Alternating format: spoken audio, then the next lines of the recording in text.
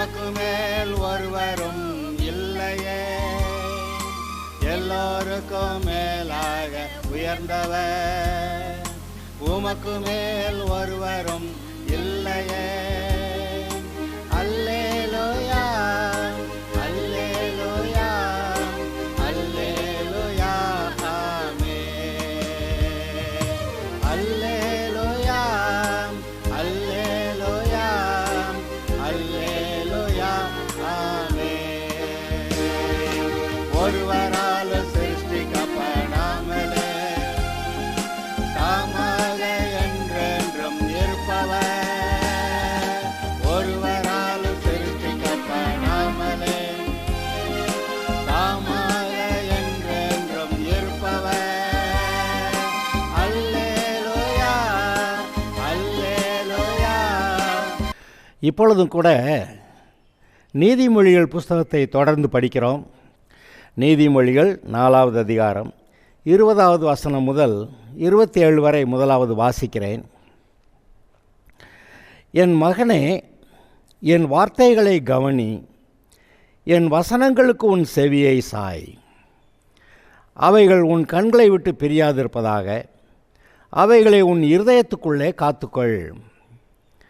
அவைகளை கண்டுபிடிக்கிறவர்களுக்கு அவைகள் ஜீவனும், அவர்கள் உடலுக்கெல்லாம் ஆரோக்கியமாம். எல்லா காவலோடு உன் இருதயத்தை காத்துக்கொள், அதனிடத்தில் நின்று ஜீவ ஊற்று புறப்படும். வாயின் தாறுமாறுகளை உன்னை விட்டு அகற்றி உதடுகளின் மாறுபாட்டை உனக்கு தூரப்படுத்து.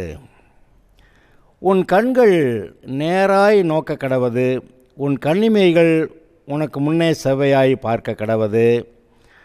உன் கால் நடையை சீர்தூக்கி பார், உன் வழிகள் எல்லாம் நிலவரப்பட்டிருப்பதாக. வலது புறமாவது இடது புறமாவது சாயாதே, உன் காலை தீமைக்கு விலக்குவாயாக. பாருங்கள், இந்த 8 வசனங்கள் 20 முதல் 27 வரை இருக்கிற இந்த 8 வசனங்கள் மிகவும் அருமையான போதனைகள். அதாவது பைபிளில் இருக்க மற்ற எல்லா போதனைகள்லையும் நம்ம கவனிக்க சொல்கிறாரு. விசேஷமாக அவர் நம்மிடத்தில் நேரடியாக பேசுகிற வார்த்தைகளை கவனிக்க சொல்லுகிறார். பைபிளில் எழுதப்பட்ட வசனங்கள் லோகோஸ்னு சொல்லுவோம், தேவனால் பேசப்பட்டவை தான். ஆனால் தேவனால் பேசிய எல்லாவற்றையும் ஒரு பைபிளுக்குள்ளே ஒரு புஸ்தகத்துக்குள்ளே அடக்க முடியுமா? முடியாது. ஆனால் அதே சமயத்தில் நமக்கு தேவையான விவரங்களை மாத்திரம் பைபிளில் எழுதி கொடுத்துருக்கிறார். இதை பார்த்து ஐயோ இவ்வளோ பெரிய பைபிளா, இதை எப்படி படிக்கிறது அப்படின்னு சொல்லுவாங்க. ஆனால் நமக்கு தேவையான எல்லாம் இருக்கிறது. சில விவரங்கள் 2வது 3வது தடவை கூட ரிப்பீட் பண்ணி எழுதியிருக்கோம். இப்போ சுவிசேஷம் மத்தேயு, மார்க்கு, லூக்கா, யோவான் 4 சுவிசேஷங்கள் இருக்கின்றனவே. அதாவது 4 தடவை அதை எழுதி வச்சுருந்தாதான், அதாவது இதை 4 தடவை நம்ம வாசித்தாதான் அது நமக்கு பிரயோஜனமாக இருக்கும்னு நினச்சி அவர் அப்படி எழுதியிருக்கிறாருன்னு நீங்கள் பார்க்கணும். அது மாத்திரமல்ல, இந்த நீதிமொழிகள் புஸ்தகங்களில் போதனைகள் புத்தி சொல்லுகிறது. புத்தி சொல்லுகிறத ஒரு புஸ்தகமாக எழுதியிருக்கிறார். மற்ற இஸ்ரவேலருடைய வரலாறு பார்த்திங்கன்னா பழைய ஏற்பாடு முழுவதும் இஸ்ரவேல் தேசத்து மக்களுடைய வரலாற்றில் தேவன் எப்படி இடைப்பட்டார், பிசாசு எப்படி குறுக்க போந்தான், இந்த ஜனங்கள் எப்படி கர்த்தரை விட்டு பாகால்கிட்ட போனாங்க, இந்த ஆதாம் எப்படி கர்த்தரை விட்டு பிசாசுக்கிட்ட போனான், அதனால் வந்த எல்லா காரியங்களையும் வரலாறாக கதை போல் எழுதியிருக்கிறது. அதை படிக்கிறது மக்களுக்கு ஈஸியாக இருக்குது, கதை படிக்கிற மாதிரி. புதிய ஏற்பாடு எடுத்து வாசிச்சிங்கன்னா இயேசு கிறிஸ்து எப்படி பிறந்தார், வாழ்ந்தார், சிலுவைக்கு போனார், மரித்தார், உயிர்த்தெழுந்தார். அந்த கிறிஸ்து நமக்காக பரிகாரம் செய்கிறதற்காக அவர் பிறந்தார், மரித்தார், உயிர்த்தெழுந்தார், பரலோகத்துக்கு போனார். இது தாங்க சுவிசேஷம். நம்முடைய பாவங்களுக்காக அவர் பரிகாரம் செய்தார். இதுதான் சுவிசேஷம். இது 4 சுவிசேஷங்களிலே எழுதப்பட்டிருக்கிறது. இந்த 4 சுவிசேஷங்களை பற்றி விளக்கம், இயேசு பிறந்தார், வளர்ந்தார், சிலுவைக்கு போனார், மரித்தார், உயிர்த்தெழுந்தார் மட்டும்தான் சுவிசேஷம். அந்த 4 சுவிசேஷங்களில் எழுதியிருக்கு. ஆனால் சிலுவை மரணமும் அதோடைய உயிர்த்தெழுதலும் அது எவ்வளவு அது அர்த்தம் நிறைந்ததாக இருக்கிறது. அதை நிமித்தம் நாம் எப்படி நம்மை தேவனுக்கேற்ற விதத்தில் நம்முடைய மனதையும் நம்முடைய வார்த்தைகளையும் நம்முடைய செயல்களையும் வாழ்க்கையும் வைத்து கொள்ள வேண்டும் என்று அந்த புதிய ஏற்பாட்டில் நிருபங்கள் எல்லாவற்றையும் விளக்கி சொல்லுகிறது. அந்த ரோமருக்கு எழுதின நிருபத்தை 5வது சுவிசேஷம்னு கூட சொல்லுவாங்க. ஏன்னா சுவிசேஷத்தோட விளக்கங்களை நீங்கள் அங்கே பார்க்குறீங்க. ரோமருக்கு எழுதின நிருபத்தில் என்ன எழுதியிருக்கு? முதல்ல சில அதிகாரங்கள் எடுத்திங்கன்னா எல்லாரும் பாவிகள்னு சொல்லும். அதாவது எல்லாரும் பாவம் செய்து ஏகமாய் தேவ மகிமை அற்றவர்களானார்கள்னு அங்கே வருதா இல்லையா? அங்கே எல்லாருமே பாவிகள்னு சொல்லும். ஆனால் யாருமே தன்னுடைய சுய முயற்சியினால் பாவத்தை போக்க முடியலைன்னு சொன்னதுனால இயேசு எப்படி நம்முடைய பாவங்களை ஏற்றுக்கிட்டு நம்மளை இப்போ நீதிமான் ஆக்கியிருக்கிறாரு அப்படிங்கிறத சொல்லும். அந்த சுயமாக பாவத்தை போக்க முயற்சி பண்ணுறவங்க அவங்கள பற்றி ரோமர் 7வது அதிகாரத்தில் எழுதியிருக்குது. அவங்க பாவத்தை விடணும்னு முயற்சிப்பாங்களா, ஆனால் விட முடியாதான். நிர்பந்தமான மனுஷன் நான் அப்படிங்கிற நிலைமையில் இருக்குது. ஆனால் 8வது அதிகாரம் போயிட்டிங்கன்னா அவர் என்னுடைய பாவங்களை போக்கிட்டதுனால நான் விடுதலையானேன் அப்படின்னு சொல்லி அவர் என்னை நீதிமான ஆக்கிட்டாரு அப்படி நம்ப சொல்லுது. அப்படி 8வது அதிகாரம் எப்படி அது நமக்காக விடுதலை உண்டாக்குனார்னு, அவர் கிறிஸ்துவின் அன்பை விட்டு நம்மை பிரிக்கிறவன் யார் அப்படின்னு அதில் கேட்டிருக்கு. 9வது 10வது 11வது வசனங்களில் இஸ்ரவேல் ஜனங்கள், அங்கேருந்து தான் இயேசு பிறந்து வந்தார், அந்த இஸ்ரவேல் ஜனங்கள் நியாயப்பிரமாணத்தை நம்பிக்கிட்டே இருந்ததுனால இயேசுவையே கோட்டை விட்டுட்டாங்க. அது மட்டும் இல்லை, நியாயப்பிரமாணத்தை நம்பிக்கிட்டு அதில் உறுதியாக இருக்கிறேன்றவங்க இயேசுவுக்கு விரோதமாக இருந்து இயேசுவை சிலுவையில் அறைஞ்சாங்க. ஏன் நம்ம பவுல் கூட ரட்சிக்கப்பட்டதுக்கு முன்னாடி வரைக்கும் என்ன செஞ்சான்னு நினைக்கிறீங்க? நியாயப்பிரமாணத்தை வைராக்கியமாக இருந்தான். நியாயப்பிரமாணத்தில் வைராக்கியமாக இருந்துட்டு சபையும் இன்னும் இயேசுவை பின்பற்றுகிற யாவரையும் கொலை செய்து நியாய சங்கத்தில் நிறுத்தி எல்லாம் செஞ்சான். ஸ்தேவானை கொலை செஞ்சது அவன் தானே. அப்போ நியாயப்பிரமாணம் தேவனுக்கு விரோதமாக செயல்படுறதை நீங்கள் பார்க்குறீங்களா? ஆனால் நியாயப்பிரமாணம் இன்னொரு பொல்லாத காரியத்தை செய்யுது, மனுஷனுக்கு சுயநீதியை உண்டாக்கிறது. அந்த சுயநீதிங்கிறது ஒரு பெரிய பாவமாக இருக்குது. சுயநீதி இருக்கிறதுனால இயேசு எனக்கு வேண்டியதில்லை, நானே நீதிமான் ஆகிறேன் அப்படிங்கிற இதில் போயிடுது. 12வது அதிகாரத்திலேருந்து கடைசி வரைக்கும் பார்த்திங்கன்னா எப்படி நாம் இந்த சுவிசேஷம் அப்படி இருக்கிறதுனால நம்ம எப்படி வாழணும் அப்படின்னு சொல்லி எழுதியிருக்கு. ஆக ரோமருக்கு எழுதின அந்த நிருபம் 5வது சுவிசேஷம் என்று பொதுவாக சொல்லப்படுகிறது. ஏன்னா இயேசு சிலுவைக்கு போய் மரித்து உயிர்த்தெழுந்ததை பற்றிய விளக்கமும் அதனால் நமக்கு உண்டான நன்மைகளையும் பற்றி அது பேசுகிறது. சரி, அப்புறம் மற்ற நிருபங்கள் இந்த சுவிசேஷ பற்றிய விளக்கங்களும் அதனால் நாம் எப்படி வாழணுங்கிறத பற்றியும் மீதி எல்லாம் சொல்லுது.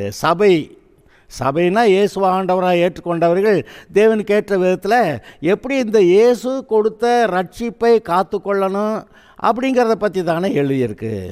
ஆக மொத்த பைபிளும் எதை சொல்லுது? இயேசுவானவர் வந்தார், சிலுவைக்கு போனார், மரித்தார், உயிர்த்தெழுந்தார், இப்போ நம்ம எப்படி வாழணும்னு சொல்லுது. இந்த போதனைகளை எல்லாவற்றையும் சுருக்கி சின்ன சின்ன வரியில் சொல்கிறதுக்கு தான் நீதிமொழிகள் நமக்கு எழுதப்பட்டிருக்கிறது. இந்த நீதிமொழிகள் புஸ்தகத்தை வாசிக்கிறது ரொம்ப கஷ்டம்னு சொல்லுவாங்க. இருந்தாலும் அது நமக்கு ரொம்ப பிரயோஜனம். திரும்ப திரும்ப வாசிக்கணும். 31 அதிகாரங்கள் இருக்கிறது. ஒரு மாதத்தில் 31 நாளில் 31 அதிகாரத்தையும் வாசித்து முடிக்கலாம். ரொம்ப பிரயோஜனமாக இருக்கும். சரி, இங்கே பாருங்கள், இப்போ இந்த 4வது அதிகாரத்தில் 20 முதல் 27 வசனங்கள் மிக மிக முக்கியமானவை. எப்படின்னு சொல்கிறேன் கேளுங்க. என் மகனே, என் வார்த்தைகளை கவனி, என் வசனங்களுக்கு உன் செவியை சாய். ஏங்க, கர்த்தர் சொன்ன வார்த்தையை ஆதாம் கேட்டிருந்தான்னா பிசாசு சொன்ன வார்த்தையை கேட்டு பழம் சாப்பிட்ருப்பானா? இங்கே பாருங்கள், இந்த போட்டிக்கு வருது. கர்த்தர் சொன்ன வார்த்தையை கவனிக்கிறதா, இல்லை பிசாசு யார் மூலமாவது பேசுவான், சர்ப்பத்து மூலமாக பேசுவான், வேறு மனுஷர் மூலமாக பேசுவான், காதலன் காதலி மூலமாக பேசுவான். அப்படி தான் அநேக காரியங்களில், திருமணங்களில் தவறான திருமணத்தை போய் செஞ்சுட்டு அவதிப்படுறவங்க நிறைய பேர் இருக்கிறாங்க. கர்த்தர் சொல்லுகிறார், மகனே என் வார்த்தைகளை கவனி, என் வசனங்களுக்கு உன் செவியை சாய். நான் கவனிங்க, நான் ஒவ்வொரு நாளும் ஆண்டவர் நம்மக்கிட்ட பேசுகிறாரு. பைபிள் வாசிக்கும்போது பேசுகிறாரு. அதில் வாசிக்கும்போது ஏதோ ஒரு வசனம் உயிர் பெற்று வந்து உடனே உங்களுடைய இருதயத்தில் பேசும். அந்த வார்த்தைகள் அந்த நாளைக்கு, அன்றைக்கு இருந்த சூழ்நிலைக்கு கர்த்தர் உங்கள்கிட்ட பேசுனது. நீங்கள் அன்றைக்கி ஒரு தடவை பேசிட்டாரே போதுமா? தினம் நீங்கள் பைபிள் வாசிக்கணும், தினம் அவர் உங்கள்கிட்ட பேசுவார். ஏன்னா ஒவ்வொரு நாளும் நீங்கள் புதிய சூழ்நிலையில் இருக்கிறீர்கள். புதிய சூழ்நிலைக்கு ஏற்றாற் போல் உங்களுக்கு சில எச்சரிப்பையும் கொடுப்பார், சில போதனையும் கொடுப்பார், சில ஆசீர்வாதத்தையும் சொல்லுவார். ஆதலால் இவைகளை பற்றி நாம் தெரிந்து கொள்ள ஒவ்வொரு நாளும் வேதத்தை வாசிக்க வேண்டும். அதை வாசிக்கும்போது நீங்கள் அவருடைய வார்த்தைக்கு செவி கொடுக்க முடியும். என்ன சொல்கிறாருங்க? என் மகனே என் வார்த்தைகளை கவனி. இன்றைக்கு கர்த்தருடைய வசனங்களை கவனிக்கிறத விட்டுட்டு இந்த உலகம், ஏன் பழைய ஏற்பாட்டில் இஸ்ரவேல் ஜனங்கள் கர்த்தர்கிட்ட கொஞ்ச காலம் நல்லா இருப்பாங்க, அப்புறமேலு வேறு ஏதோ பேச்சை கேட்டு பாகால்கிட்ட போயிருந்திருக்காங்க. பார்த்தீங்களா? அது ஒரு பெரிய ஆச்சரியமான விஷயந்தான். சில சமயத்தில் அது ஒரு மிஸ்டரி, அது புரியாத புதிர் அப்படி போல் நமக்கு தோணும். நமக்கு ஒரு கேள்வி, ஆதாம் ஏன் கர்த்தர் சொன்னதை விட்டுட்டு பிசாசு சொன்னதை கேட்டான்? அதுக்கு ஏதாவது அர்த்தம் விளங்குதா உங்களுக்கு? பூரா விளங்கிருச்சுன்றவங்க யாராவது இருக்கீங்க? விளங்கலை. அதனால தான் மிஸ்டரி, ஒரு புதிர்னு நான் இப்போ சொல்கிறேன். நான் சரி, அவன்தான் அப்படி போனான் ஐயா. அப்புறம் அவனுடைய மகன் காயின், கர்த்தர் அவன்கிட்ட நேரடியாக தானே பேசுகிறாரு. அவன் எப்படி ரத்த பலி செலுத்தணும், ஆடு பலி செலுத்தணுங்கிறப்ப அவன் எப்படி போய் வெறும் கத்திரிக்காயை மட்டும் வந்து செலுத்தலாம்? அது அவனுக்கு சொல்லப்பட்டிருந்த காரியங்களை மீறி வேறு ஏதோ காரியத்தை செய்கிறான். பார்த்தீங்களா? அதுவும் ஒரு புதிர் தான். சரி, அதுக்கப்புறம் அந்த காயினுடைய வம்ச வழியில் வந்தவங்க மற்ற மக்கள் கூட எல்லாருமே நோவா காலத்துக்குள்ளே எவ்வளோ பெரிய பாவங்களுக்குள்ளே போயிட்டாங்க. பார்த்தீங்களா? ஆதாமுக்கு 7ஆம் தலைமுறையான அந்த நீதியை பிரசங்கித்தான் என்று நீங்கள் வாசிக்கிறீர்கள். அப்படின்னா அந்த காலத்திலேயே மக்கள் ரட்சிக்கப்படலை, தாறுமாறாக வாழ்ந்தாங்க. இவன் தான் கர்த்தருடைய வழியை பிரசங்கிக்கிறவனாக இருந்தான். ஆனால் நோவா காலத்துக்குள்ளே எந்த அளவுக்கு கெட்டுருச்சுன்னா, இந்த நோவா குடும்பம் தவிர மனுஷர்னு பூமியில் வேறு யாரும் இல்லை. இந்த மனுஷர் தேவதூதர்களோட சேர்ந்து மனுஷத்தன்மே இல்லாமல் அந்த ஜெயன்ஸு ராட்சத சந்ததி வந்துருச்சு. இந்த ராட்சத சந்ததி இருந்தால் அப்புறம் ஸ்திரீன் வித்தா இயேசு பிறக்க முடியாது. அது உங்களுக்கு ஆச்சரியமாக படலையா? சும்மா நோவா கதையை வாசிச்சுட்டு இப்படியே முழிச்சிட்டு போயிடக்கூடாது. அவ்வளவு பேரும் கர்த்தருடைய வார்த்தையை விட்டுட்டு வேறு ஏதோ ஒரு பாவ ஆசை, பாவ இச்சை, பாவத்தினால் உண்டாகிற இன்பம், அதை போய் பார்க்குறேன்னு போய் எப்படி ஏதோ கொஞ்சம் பேர் இப்படி போயிட்டாங்கன்னா பரவாயில்ல. அந்த நோவா குடும்பம் தவிர மீதி எல்லாருமே அப்படி போய் தொலைச்சிருக்காங்கன்னா அது ஒரு உங்களுக்கு ஆச்சரியமாக இல்லையா? எப்படியா இவ்வளவு பயம் போய் தொலைஞ்சேன் அப்படின்னு சொல்லி உங்களுக்கு ஆச்சரியமாக இல்லையா? அந்த காலங்களில் கர்த்தர் என்ன சொல்கிறாரு? மனுஷனுடைய இருதயத்தின் தோற்றமெல்லாம் நித்தமும் பொல்லாததே என்று கண்டு, அப்படி போட்டிருக்கு. பார்த்தீங்களா? மனுஷனுடைய அக்கிரமம் பூமியிலே பெருகினதென்றும் அவன் இருதயத்து நினைவுகளின் தோற்றமெல்லாம் நித்தமும் பொல்லாததே என்றும் கர்த்தர் கண்டு. தேவன் பூமியை பார்த்தார், இதோ அது சீர்கெட்டதாக இருந்தது, மாம்சமான யாவரும் பூமியின் மேல் தங்கள் வழியை கெடுத்து கொண்டிருந்தார்கள். பூமியானது தேவனுக்கு முன்பாக சீர்கெட்டதாக இருந்தது, பூமி கொடுமையினால் நிறைந்திருந்தது. கொடுமைன்னா என்னது? ஒருத்தன் கொடுமையா அப்படின்றமே. ஆக கொடுமையினால் நிறைந்திருந்தது, சீர்கெட்டதாக இருந்தது. அவருடைய இருதயத்தின் நினைவுகளின் தோற்றமெல்லாம் ஒரு நாள் 2 நாளில் நித்தமும் பொல்லாததாக இருந்தது. தங்களை கெடுத்து கொண்டிருந்தார்கள். ஏங்க இது உங்களுக்கு ஆச்சரியமாக தெரியலை? எப்படிப்பா கர்த்தருடைய வார்த்தையை விட்டுட்டு வேற ஏதோ ஒரு பிசாசு பேசுகிறத கேட்டு எப்படி இவ்வளவு மோசமாக போனாங்க அப்படின்னு நீங்கள் ஆச்சரியப்பட்டதே இல்லையா? நீங்கள் ஆச்சரியப்பட முடியாத அளவுக்கு இன்னொன்று சொல்கிறேன். ஆனால் இதெல்லாம் நீங்கள் நார்மல்னு நினச்சிக்கிருவீங்க. இப்போதைக்கு இந்த உலகத்தில் நம்ம நாட்டில் மட்டுமே 130 கோடிக்கு மேலே ஜனங்கள் இருக்கிறாங்க. உலக அளவில் மொத்தம் எடுத்துக்கிட்டிங்கன்னா 700 கோடி ஜனங்கள் இருக்கிறாங்க. 700 கோடியில் இப்போ இயேசுவோடைய வருகை சபை எடுத்துக்கிறதுக்கு வந்தால் எவ்வளோ பேர் பறந்து போவாங்கன்னு நினைக்கிறீங்க? 1 கோடியாவது போகுங்களா? 700 கோடியில் 1 கோடியாவது பறந்து போகுங்களா? அதாவது நான் உங்களை என்ன கேட்குறேன், இவ்வளவு ஜனங்களும் ஏதோ தேவன் அவங்ககிட்ட பேசாமல் இல்லை, அவங்ககிட்ட மனசாட்சி இல்லாமையா இருக்குது? யாருக்கு மனசாட்சி இல்லை? மனசாட்சியில் பேசுகிறாரு. ரைட்டு தப்பு, ரைட்டு தப்பு, இது சரி சரி, இது சரியில்லை, சரியானதை செய்ய, சரியில்லாத செய்யாத. சில தப்பான காரியத்தை செய்யும்போது மனசு அடிச்சுக்குது. எல்லாவற்றையும் மீறுதல்னு ஒரு வார்த்தை இருக்குது பார்த்தீங்களா? மீறி கர்த்தருடைய வார்த்தையை மீறி, கர்த்தருடைய வழிநடத்துதலை மீறி, கர்த்தரை பிடிச்சி இழுத்தா கூட ஆத்துக்கிட்டு போய் அங்கே போய் பாவம் செய்கிறேன்னு அந்த பாவம் செய்கிற ஆளுக இன்றைக்கி உலகமெல்லாம் பொதுவாக விசுவாசிகள் கொஞ்சம் பேர் இருக்காங்க, ரைட்டு.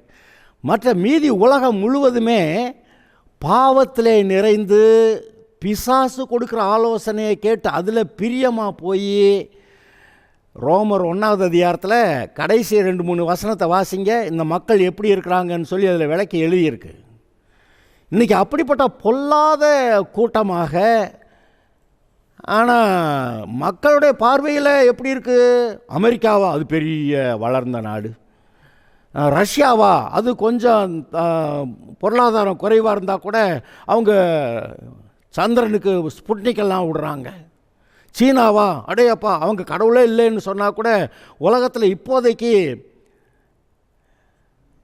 இப்போதைக்கு வல்லரசு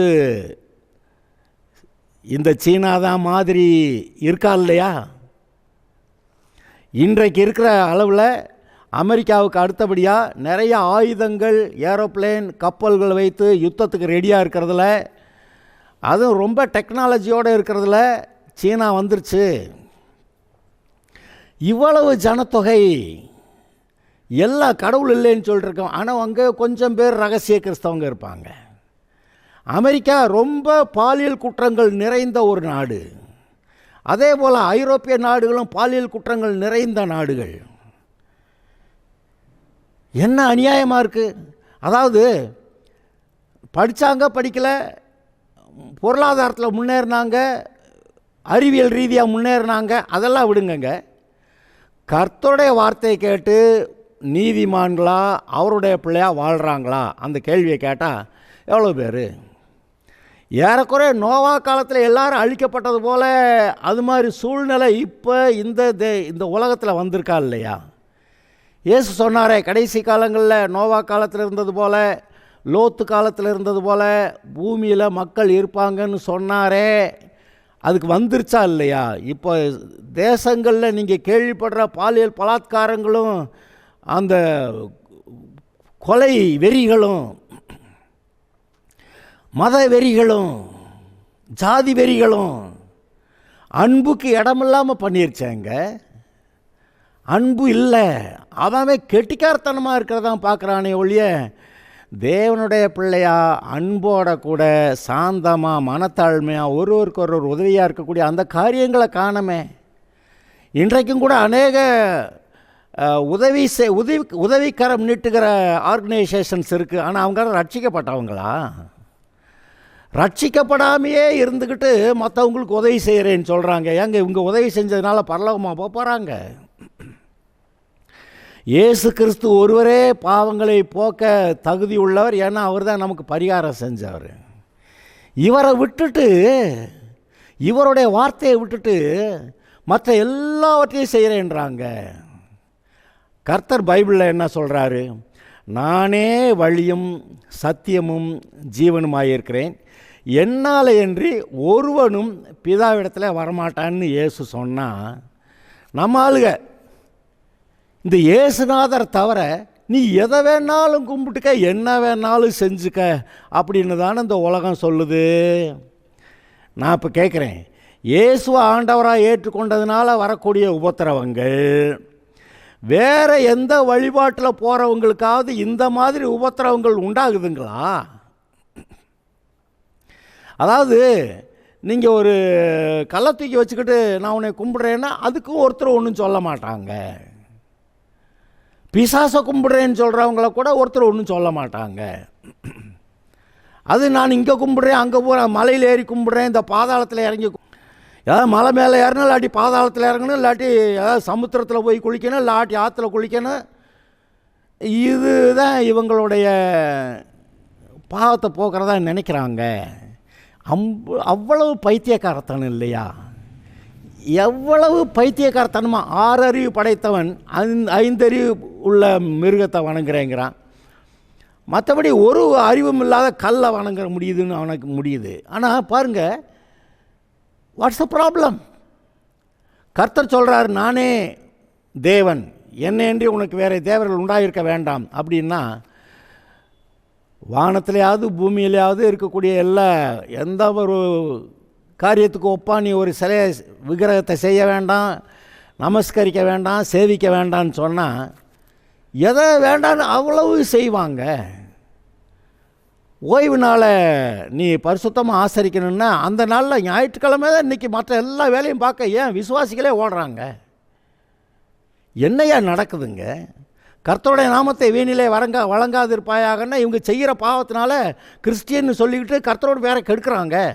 நீங்கள் பார்க்கலையா? இன்றைக்கி சபை போதகர்கள் அடுத்த போதகர்களை பற்றி எவ்வளோ குற்றம் சொல்கிறாங்க, எவ்வளோ மோசமாக பேசுகிறாங்க. மற்றவங்க பேசுகிறது ஒன்று இருக்க, சபை போதகர்களே அடுத்தடுத்த அவங்களுக்கு பிடிக்காத போதகர்களாக இருப்பாங்கள போல போட்டு விளாசிடுறாங்க. என்னங்க நடக்குது? எல்லாவற்றுக்குமான நியாய தீர்ப்பு வருதா வரலையா? இவங்க எப்படி அந்த கர்த்தரை விசுவாசிக்கிறவர்கள்ட்ட கூட இந்த குறை அந்த குறைன்னு இருக்குது. கர்த்தரை விசுவாசிக்காத இந்த ஹோல் வேர்ல்டு, உலகம் முழுவதும் யாருடைய பேச்சை கேட்டவர்கள் அப்படி இருக்கிறார்கள்? கர்த்தர் சொல்கிறார், என் மகனே என் வார்த்தைகளை கவனி, என் வசனங்களுக்கு உன் செவியை சாய் அப்படின்னு இவர் சொன்னால், இவர் பேசுகிறத விட்டுட்டு மீதி யார் பேசினாலும் கேட்பேன்றாங்க. இப்போவும்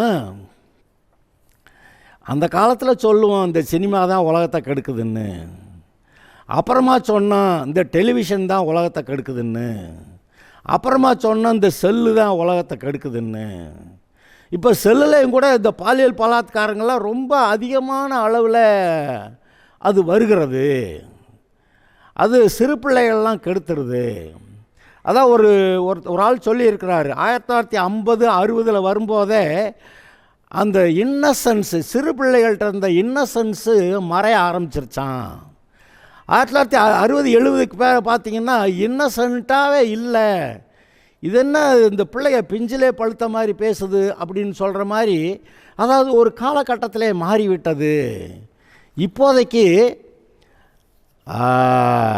உண்மையான அன்பிலே செயல்படுகிற ஆட்கள் நீங்கள் தேடணும். ஏன் சபை கூட அவங்களோட நான் பெரிய சபையா அந்த போட்டிக்கு வரும்போது அங்கே அன்பு இல்லை.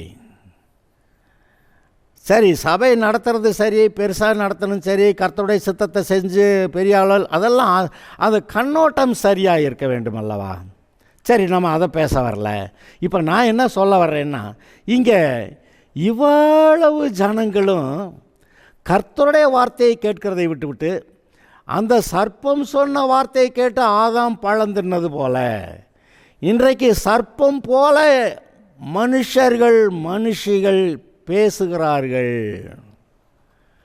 அந்த பேச்சை கேட்டு அது மாதிரி செய்கிறது மக்களுக்கு சுலபமாக இருக்கிறது. ஆனால் ஒன்று சொல்கிறேன், கர்த்தருடைய வார்த்தையை விட்டு வேறு எந்த காரியத்தை செஞ்சாலும் இந்த ஆட்களுடைய இருதயத்தில் குற்ற மனசாட்சின்னு ஒன்று வரலையா? இந்த குற்ற மனசாட்சியை வச்சுக்கிட்டு யாராவது நிம்மதியாக வாழ முடியுமா? நீ என்கிட்ட வா, நான் உன்னுடைய மனசாட்சியையும் சேர்த்து கழுவுறேன், உன்னை பரிசுத்தமாக்குறேன்னு சொல்கிற இயேசு இருக்கிறாரு. எவ்வளோ பேர் இயேசு நாட்டை வர்றாங்க? ஆக கிறிஸ்தவர்கள்னு சொல்லக்கூடிய பெரிய மெயின்லைன் கிறிஸ்தவ சபைகளே தேவனற்ற நிலைமையில் இருக்கிறத தானே நீங்கள் பார்க்குறீங்க. ஆச்சரியமாக இல்லையா? பைபிளை கையில் வச்சுக்கிட்டு பாவம் செய்கிற ஜனங்களை பார்த்துருக்கீங்களா? இருக்காங்கல்ல. ஏன் நீங்கள் அதெல்லாம் பார்க்க மாட்டீங்களா? நான் இதெல்லாம் கேட்டுட்டு தான் கேட்குறேன். இப்போது ஒரு மிஸ்டரி, இது ஒரு புதிர், புரியாத புதிர். ஏய்யா ஆண்டவர் நான் உனக்கு நன்மை செய்கிறேன், நான் உன்னை வாழ வைப்பேன், நீ சமாதானமாக இருக்கலாம், நீ பரலோகத்துக்கு வரலாம் அப்படின்னு கர்த்தர் சொன்னால் அதை விட்டுட்டு அந்த பாவ ஆசை, பாவ இன்பம், ரகசியமாய் செய்கிற பாவ இன்பங்கள், அவர்கள் அந்த காலத்திலே செய்கிற காரியங்களை வாயினாலே சொல்லுவது கூட அருவருப்பாக இருக்கிறதே என்று சொல்லியிருக்கிறது பார்த்தீங்களா? அந்தரங்கத்தில் அவங்க செய்கிற அந்தரங்கம் ரகசியமாக அவங்க செய்கிற காரியங்களை சொல்கிறது கூட அவலட்சணமாக இருக்கிறதே அப்படி எழுதியிருக்கு. என்னங்க இது? ஏன் இது? அதாவது அந்தரங்கம், ரகசியம், யாருக்கும் தெரியக்கூடாது, யாருக்கு தெரியாமல் நானாக செய்வேன் அப்படின்னு செஞ்சால் அது பாருங்கள் ஒன்றும் கடைசியில் அது நல்லா இல்லையே.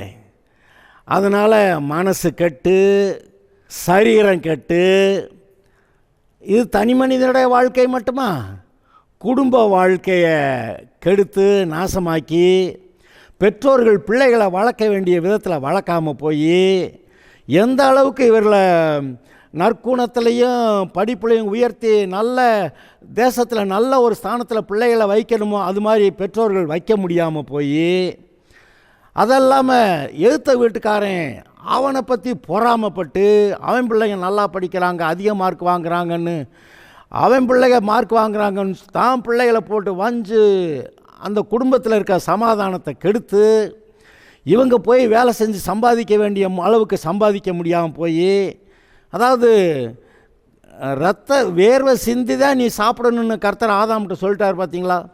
அது மாதிரி நிலைமை இன்றைக்கி இருக்கிறத பாருங்கள். இன்றைக்கி சாப்பாட்டுக்காக பிழைக்கிறதுக்காக வேலைக்கு போகிறாங்க. இது கொடுமை இல்லையா? கர்த்தர் அவனை ராஜாவாக வைக்கிறேங்கிறாரு.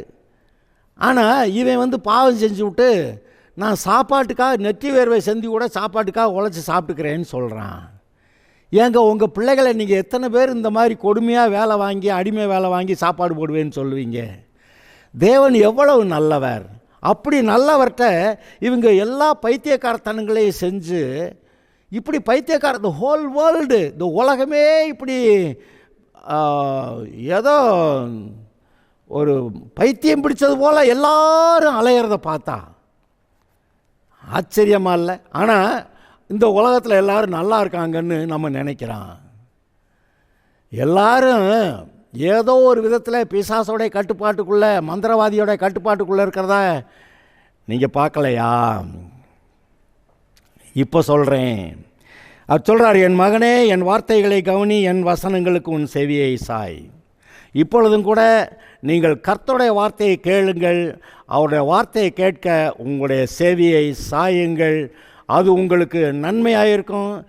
அவரிடத்திலிருந்து ஜீவன் உண்டு, வாழ்வு உண்டு, அவரே உங்களை வாழ வைக்கிறவர். ஆதலால் இந்த மற்ற எல்லா காரியங்களையும் பின்னாடி தள்ளிட்டு கர்த்தர் என்ன பேசுகிறார் என்று அதற்கு நீங்கள் முதலிடம் கொடுங்கள், ஆசீர்வாதமாக இருப்பீர்கள். ஹல்லேலூயா.